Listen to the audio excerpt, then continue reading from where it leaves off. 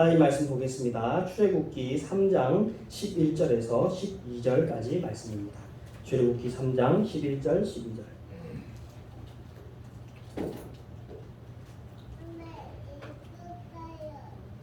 출애굽기 3장 11절 12절 우리 한 목소리로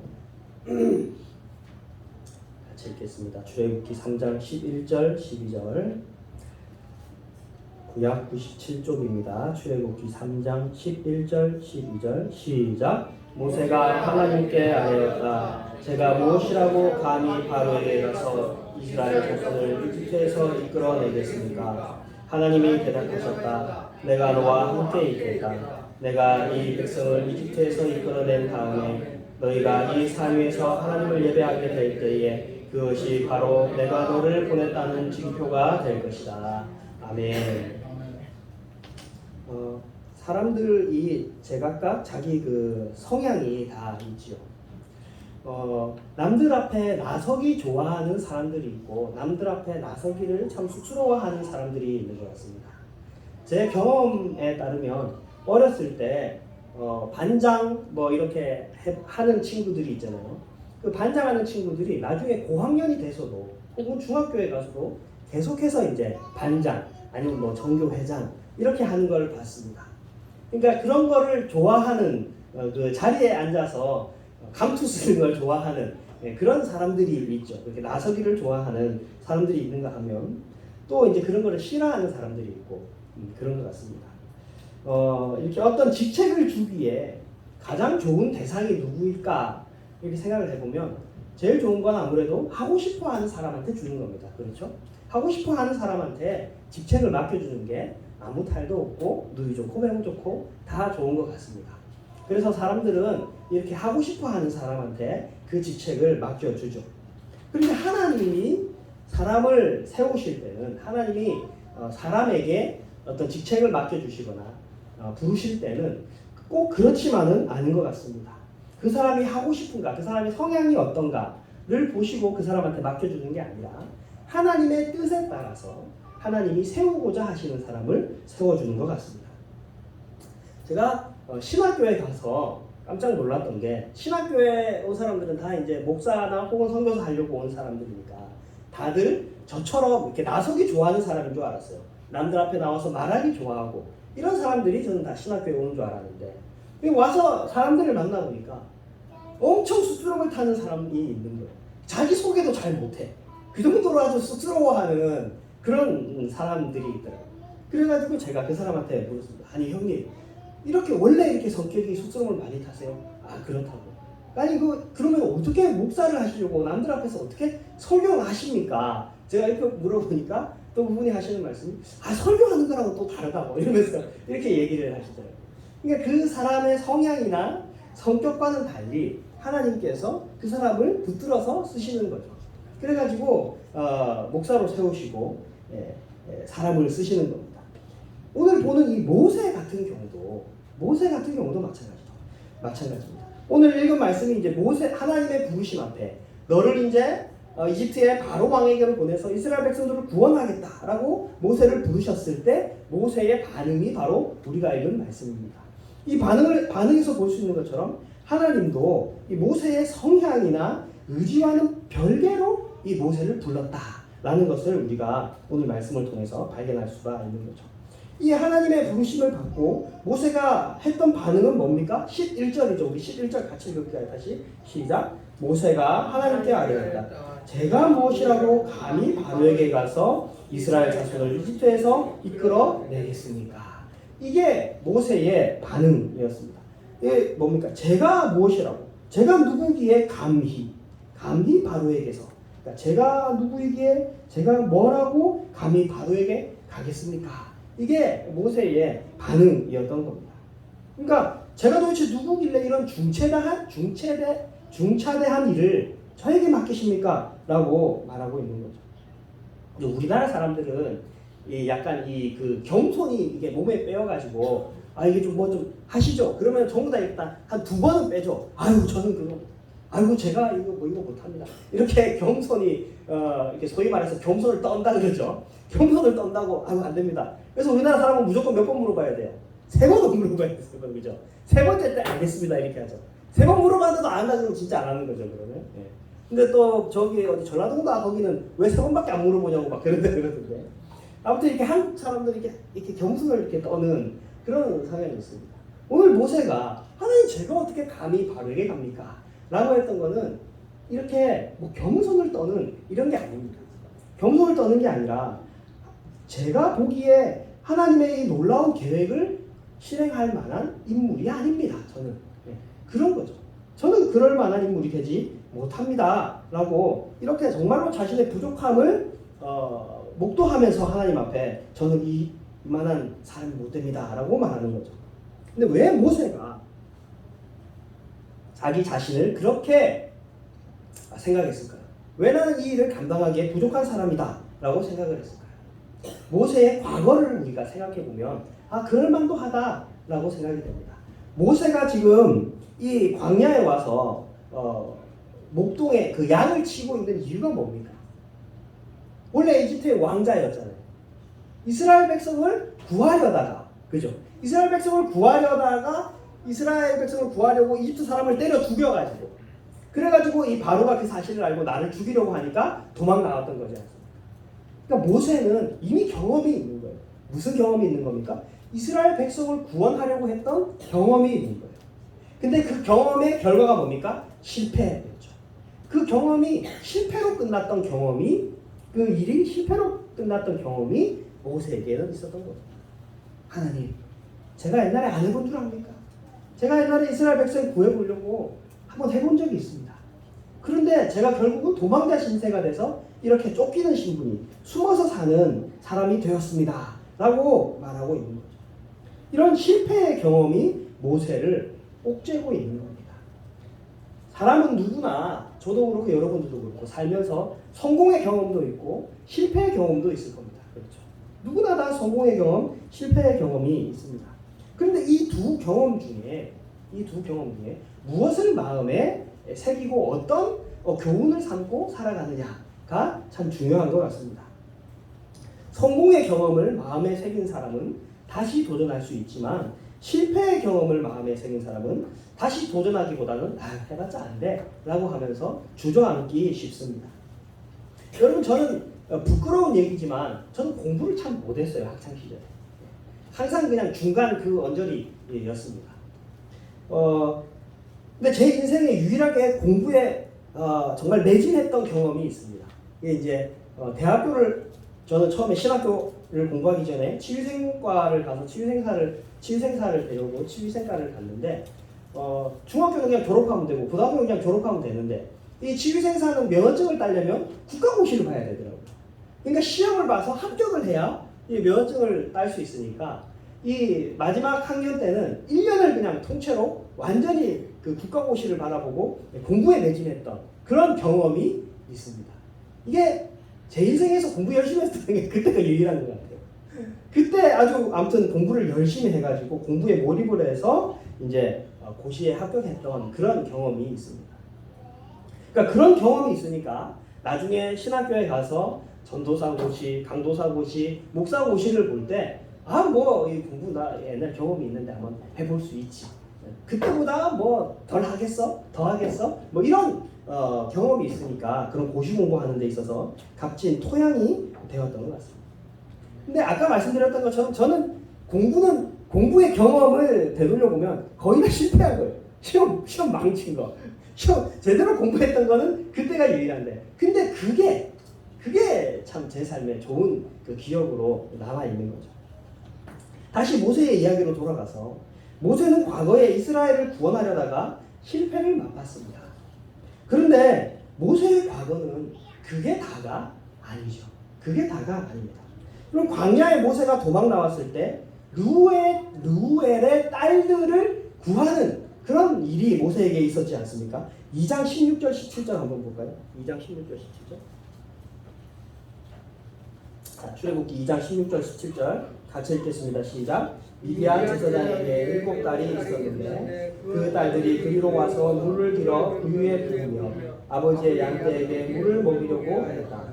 그런데 목자들이 나타나서 그들을 쫓아버렸다. 그래서 모세가 일어나서 그 딸들을 도와 양떼에게 물을 먹였다. 자, 모세는 과거에 그런 실패의 경험만 있었던 게 아니라 이렇게 루엘의 딸들을 구원한 경험이 있었습니다. 여기 보면 목자들이 와서 루엘의 딸들을 쫓아냈다라고 하죠. 그러니까 모세가 그때 그 장면을 보고 이제 일어나서 싸워줬는데, 그러니까 1대1로 싸운 게 아니죠. 목자들이니까 여러 명을 상대로 모세가 일어나서 그들을 상대해서 물리쳤던 겁니다. 그러니까 이런 성공의 경험이, 루엘의 딸들을 구원한 경험이 모세에게는 있었던 거죠. 근데 모세는 그 성공한 경험을 붙들었던 게 아니라 실패했던 경험이 그 모세에게 있었던 겁니다. 그 과거의 실패의 기억이 그를 억누르고 있었던 것이죠. 또 모세가 선뜻 나서지 못한 또 다른 이유가 있습니다. 그것은 바로 모세의 나이 때문입니다. 나이. 오늘은 이때 당시에 모세가 몇 살이냐 이게 나오지 않는데 사도행전에 스데반의 설교를 보면 이때 당시에 모세가 몇 살이었는지 설명하고 있는데, 이때 당시에 모세의 나이가 몇 살이냐면 80입니다. 80. 그러니까 아주 할아버지가 되었을 때 하나님이 모세를 부르는 거죠. 여러분들이 모세 입장이라면 얼마나 황당하겠습니까? 아니, 하나님, 제가 막 젊을 때 이스라엘 구원하려고 막 이집트 사람 때려 죽이고 막 이럴 때, 그럴 때 저를 불러주시지.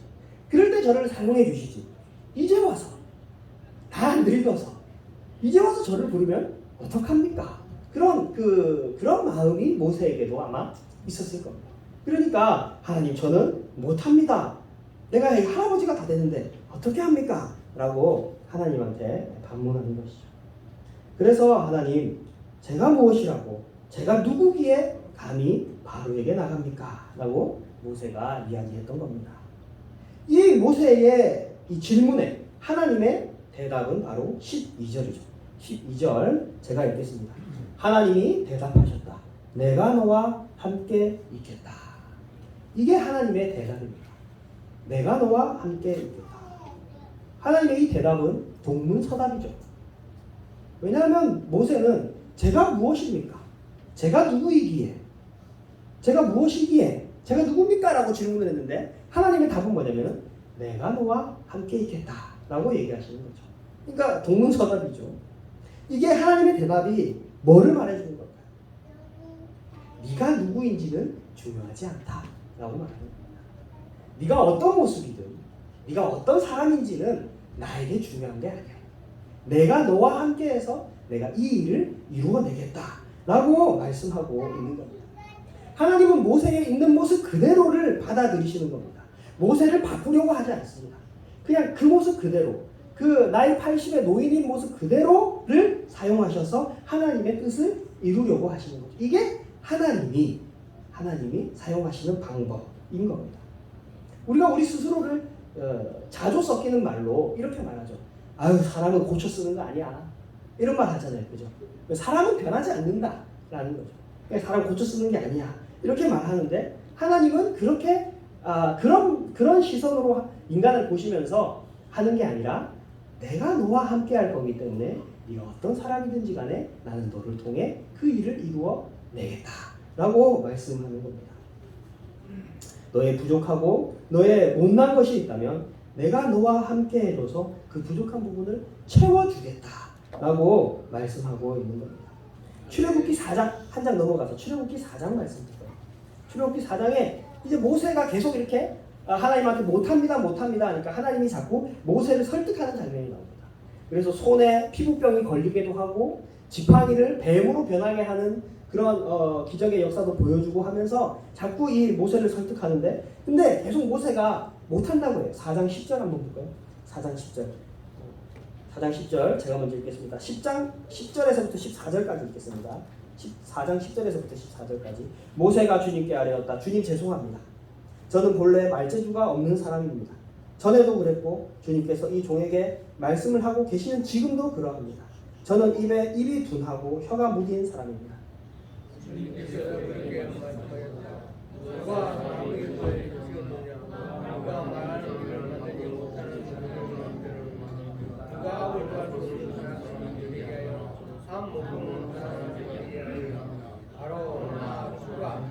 그러니 가거라.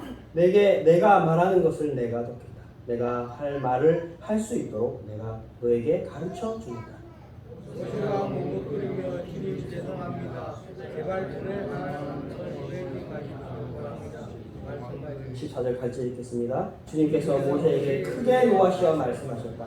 레위 사람인 너의 형 아론이 있지 않느냐? 나는 그가 말을 잘하는 줄 안다. 그가 지금 너를 만나러 온다. 그가 너를 보면 참으로 기뻐할 것이다.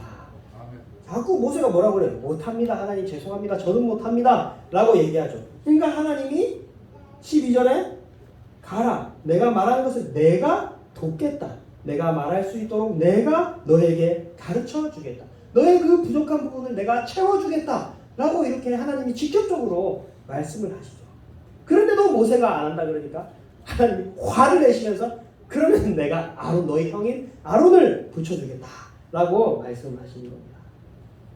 하나님이 우리를 부르시고 하나님이 우리와 함께 하실 때에 하나님의 모습이 바로 이런 모습인 겁니다. 사람은 자신의 과거의 실패의 경험이나 아니면 자신의 약점, 자신의 못난 것 때문에 그것에 얽매여서 주저앉고 쓰러지고 또 도전하지 않으려고 합니다. 그러나 하나님은 그런 우리들을 부르시고 우리를 세워주시고 우리의 부족한 부분을 채워주시는 겁니다. 우리는 내 못난 모습, 내 부족한 모습, 그런 모습들이 하나님한테 들킬까봐 걱정을 할 필요가 없어요. 사람들 앞에는 내 약점, 내 부족한 모습이 드러날까봐 그것을 숨기고 괜찮은 척 하고 해야 되지만 하나님은 이미 다 그걸 알고 계십니다. 하나님 그걸 다 아심에도 우리를 불러주시고 우리를 사랑해 주시기 때문에 우리는 그게 들통날까봐 겁낼 필요가 없는 겁니다. 그래서 하나님 앞에는 그저 하나님 우리를 부르시고 우리를 쓰시고자 할 때는 우리가 순종하면 되는 거죠. 모세의 질문은 이거였습니다. 하나님, 제가 누구입니까? 제가 누구이길래 이런 일을 할 수 있단 말입니까? 이게 모세의 질문이었고 하나님의 답은 이겁니다. 너는 내가 함께하는 자다. 너는 내가 함께하는 자다. 그게 모세의 질문에 대한 하나님의 답이었습니다. 여러분 그 사람이 누구인지 알려면 누구를 보면 알 수 있다 그러죠. 그 사람의 친구를 보면 그 사람이 누구인지 알 수 있다라고 하죠. 그 사람이 누구와 함께 어울리고 그 사람 주변에 누가 있는지를 보면 그 사람이 어떤 사람인지 알 수 있다라고 말하지 않습니까? 내가 누군지 모르겠으면 나와 함께 하시는 분을 바라보시면 됩니다. 나와 함께 하시는 분이 하나님이라면 나는 괜찮은 사람인 거죠. 하나님이 우리와 함께 하시면 우리도 하나님처럼 될 수 있습니다. 우리도 이 세상에 빛이 되게 할 수 있고 어둠을 물리치는 빛이 되게 할 수 있고 썩지 않게 하는 소금이 될 수 있는 것입니다. 네가 누구냐 하면 내가 함께하는 자다. 내가 함께하기에 너는 할 수 있다. 하나님께서 오늘 이렇게 말씀하고 계신 것입니다. 사랑하는 신동교회 성도 여러분, 하나님이 여러분과 함께한다는 사실을 기억하시기를 바랍니다. 우리들의 연약한 부분, 우리들의 약점, 우리들의 문제점 하나님 앞에 나가서 기도하십시오. 하나님께서 함께 하시고 채워주실 줄로 믿습니다. 하나님이 모세를 부르실 때 그의 부족한 부분을 채워주셨던 것처럼 여러분에게도 하나님의 채우심의 은혜가 충만하시기를 주님의 이름으로 축원합니다. 기도합시다. 하나님 아버지 은혜와 사랑을 감사합니다. 하나님 우리의 부족하고 못난 것을 다 아시지만 우리를 구원하시고 우리를 사랑하여 주시고 우리에게 주님의 일을 맡겨주심에 감사드립니다. 하나님 아버지 주와 함께함으로 능치 못할 일이 없다 하셨으니 하나님 우리에게 함께하여 주시는 그 은혜로 말미암아 모든 것을 해낼 수 있는 능력을 허락하여 주시옵소서. 감사드리며 예수님 이름으로 기도했습니다.